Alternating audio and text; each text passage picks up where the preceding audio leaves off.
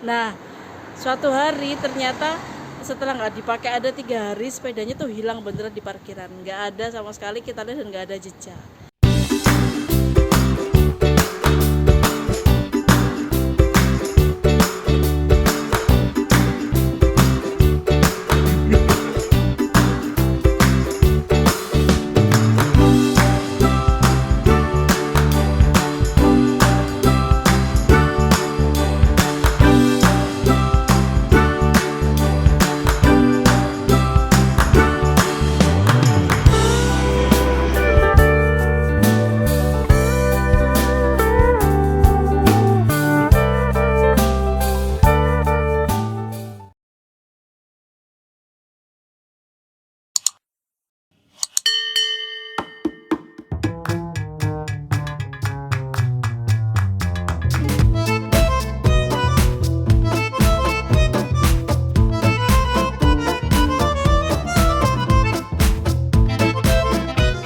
Halo Rek, Assalamualaikum. Ketemu lagi sama Rinda di channel Arek Surabaya nang Belgia. Hari ini aku mau sharing ke kalian tentang kebiasaan orang Belgia naik sepeda. Seperti sebagaimana di Indonesia, di Indonesia kan sekarang sudah mulai itu ya, semakin banyak orang-orang yang hobi bersepeda, juga banyak campaign tentang bersepeda ke sekolah, bersepeda ke kerja. Nah, kalau di Belgia sendiri sepeda ini sudah merupakan habit lifestyle bagi orang Belgia. Baik itu tua, muda, anak-anak, remaja, mereka biasanya bersepeda selain naik kendaraan umum. Dan sepeda merupakan salah satu kendaraan pribadi yang paling populer di Belgia. Saking populernya sepeda jadi kendaraan sehari-hari orang Belgia, di sini banyak berbagai macam sepeda, baik dari segi jenis maupun harga. Nah, kalau jenis ini aku juga banyak yang baru tahu, baru lihat waktu di Indonesia. Sorry agak berisik karena aku ambil gambarnya ini di depannya stasiun Gent Peter, banyak kendaraan lalu lalang.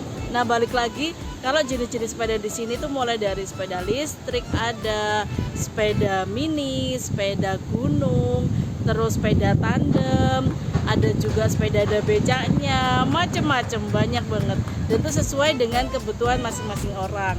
Kayak single, mahasiswa single dia hanya perlu untuk ke kampus, biasanya dia pakai sepeda city bike, sepeda yang biasa digunakan di medan datar kalau mau ke kampus santai gitu aja.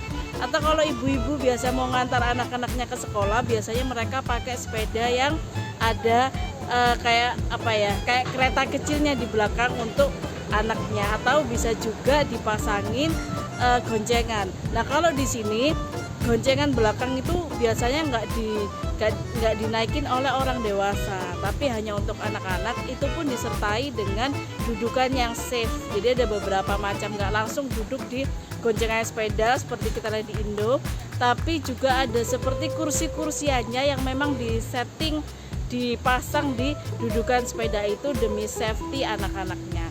Dan itu pun ada standar kilogram dan umurnya. Jadi kalau umur sekitar 2 sampai 4 tahun kayak gitu bisa pakai dudukan seperti kursi yang bisa muat sampai 15-20 kg. Lebih dari itu harus ada standar safety lainnya yang dipenuhi. Harga sepedanya pun macam-macam. Jadi yang paling murah pun kalau mau beli-beli second gitu ada mulai dari 50 sampai 100 tergantung dari keadaan dan jenis sepedanya. Atau kalau mau baru itu banyak macamnya, paling murah bisa 160 euro, bahkan ada yang 2000 euro. Uniknya sepeda-sepeda di sini meskipun dia sepeda listrik atau sepeda motor, bahkan kalau cc-nya sepeda motor itu masih di bawah 100, itu masih tergolong sepeda.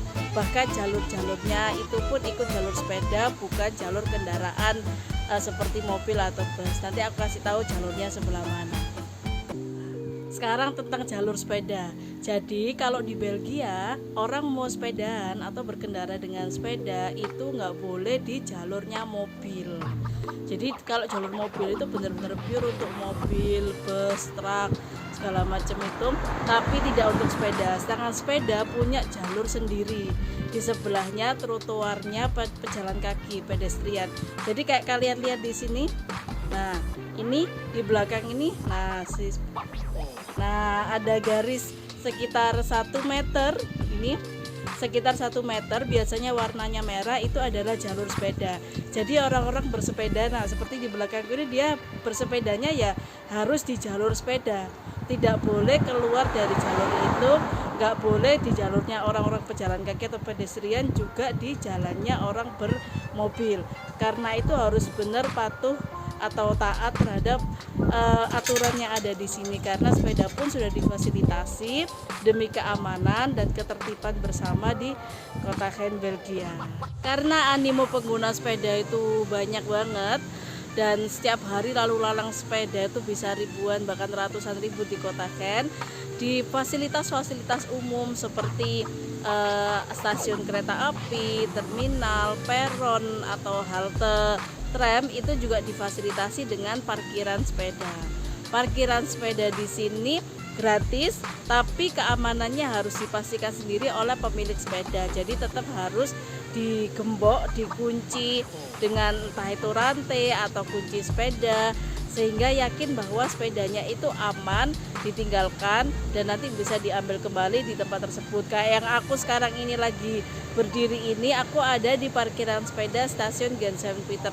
Nggak kehitung sepedanya, mungkin ratusan mungkin atau bahkan bisa mencapai 1000 karena saking banyaknya dan padatnya. Bahkan ini hari Minggu pun masih banyak.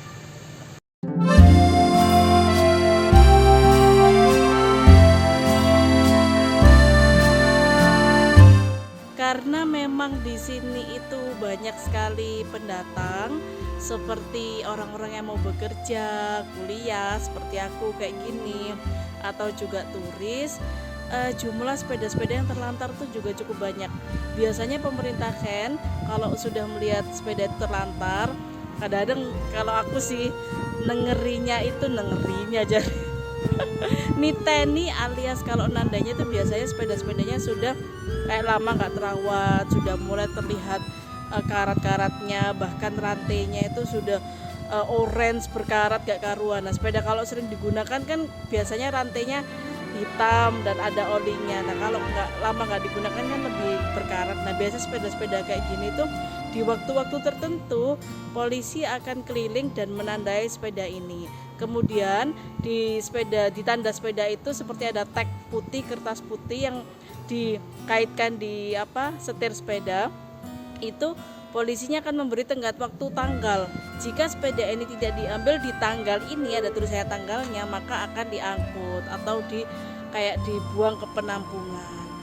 Hal ini penting karena semakin banyak orang-orang yang datang, orang-orang baru datang membawa sepedanya lagi, butuh space itu juga untuk menaruh sepedanya. Karena itu sepeda-sepeda lama yang sudah terlantar, sudah bahkan kadang-kadang nggak lengkap, merotoli dewe-dewe gitu, harus segera dibersihkan.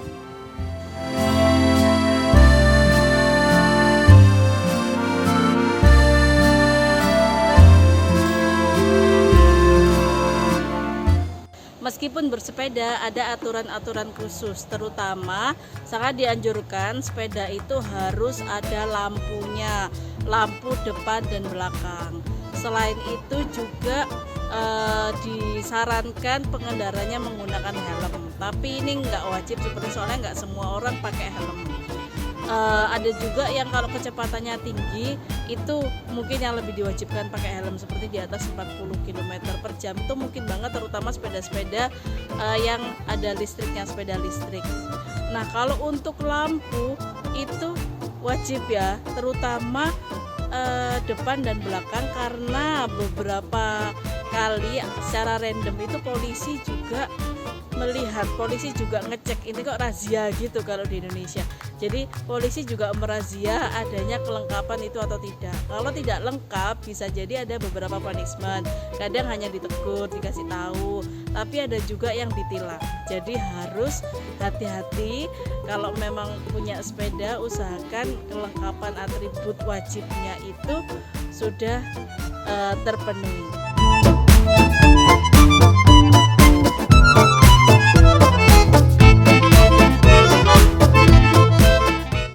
Selain parkir komunal yang besar di pinggir-pinggir jalan, biasanya juga ada parkiran kecil seperti ini, seperti yang ada di sini.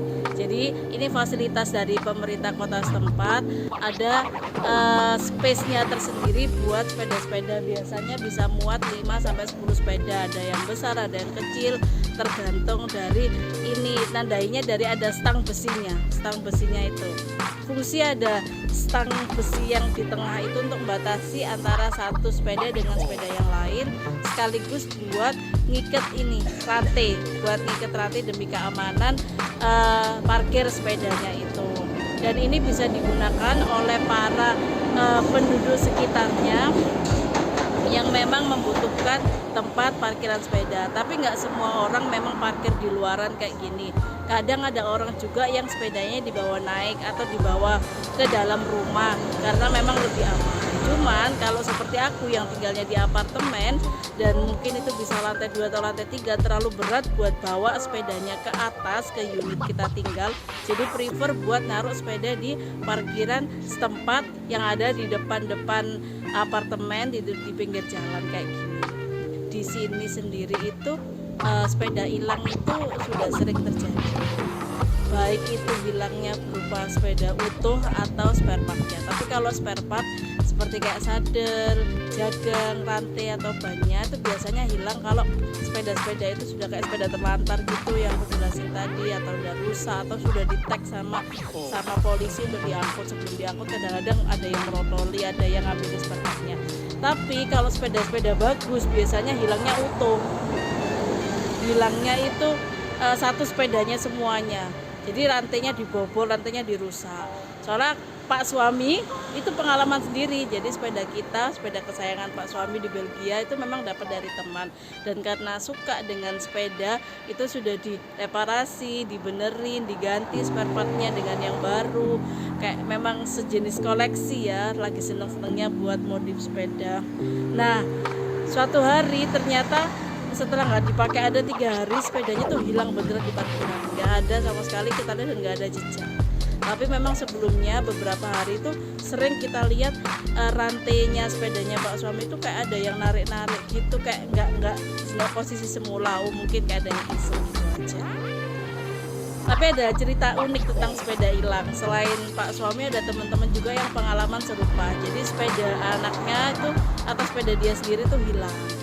Nah, hilangnya ini tiba-tiba dia nemu ada di atas jembatan. Kayaknya sepedanya hilang ini hanya kayak buat yang ngambil ya kayak orang-orang mabuk atau buat tantang-tantangan anak-anak muda yang bisa jebol rantai atau enggak, tapi nggak dipakai, nggak digunakan juga. Setelah itu mereka akan kayak dipajang di tempat-tempat yang mudah dilihat. Nah, makanya kalau di sini ada sepeda hilang, lebih baik kayak muter-muter, dicari-cari dulu di sekitar ada tempat keramaian seperti taman, jembatan atau tempat-tempat yang biasa buat nongkrong. Siapa tahu sepedanya itu dipajang di situ. Jadi bisa diambil lagi terus dipakai lagi.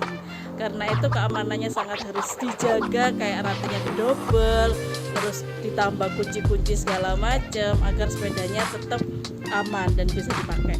Kayaknya gitu dulu vlog hari ini, kurang lebihnya sepurane sengake. Semoga bermanfaat buat kalian yang mau ke Eropa, terutama di Belgia, baik untuk studi maupun bekerja. Dari Linda cukup sekian. Assalamualaikum warahmatullahi wabarakatuh. Happy summer, bye.